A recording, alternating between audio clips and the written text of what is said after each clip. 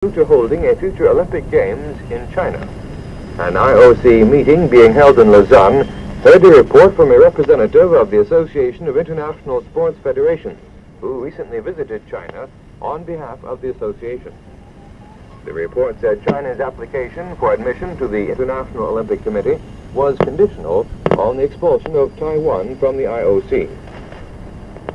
The president of the International Ski Federation, Mr. Hodler, yesterday criticized plans for the 1976 Winter Olympics in Denver, Colorado.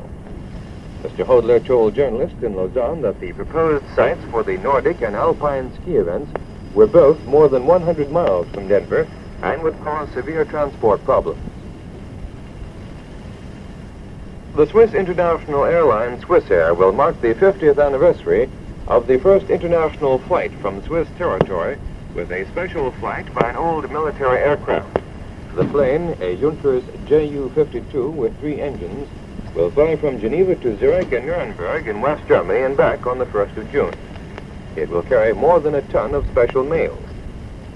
The first international flight from Switzerland on the 1st of June 1922 was by a Junkers F-13 plane of the Ad Astra Aero Company, the predecessors of Swissair. The pilot, who is now 80 years old, will attend the anniversary flight to Nuremberg. This year's Bern Air Show ended yesterday with the second of 2 air displays by Swiss and British pilots. The displays were given by the Swiss Patrol and a British Royal Air Force team, the Macaws. At the air show, which opened on Wednesday, were exhibitions of the most recent 1- and 2-engine aircraft. Helicopters and gliders were also on show for the first time. Police in Geneva say that a petrol bomb was thrown at a police station in the city late on Saturday. The bomb caused some damage to the building, but no one was injured.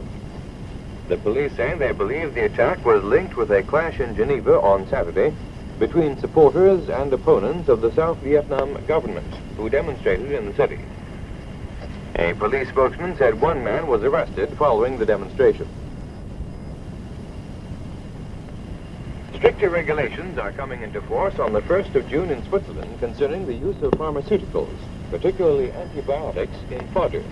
The new regulation aims in the long run at protecting the health of the population.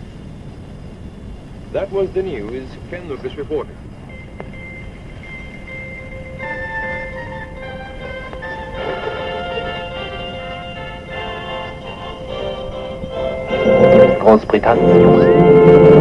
And newsreader Ken Lucas brings the time on Dateline to 11 hours and just past 9 minutes when it's mean time.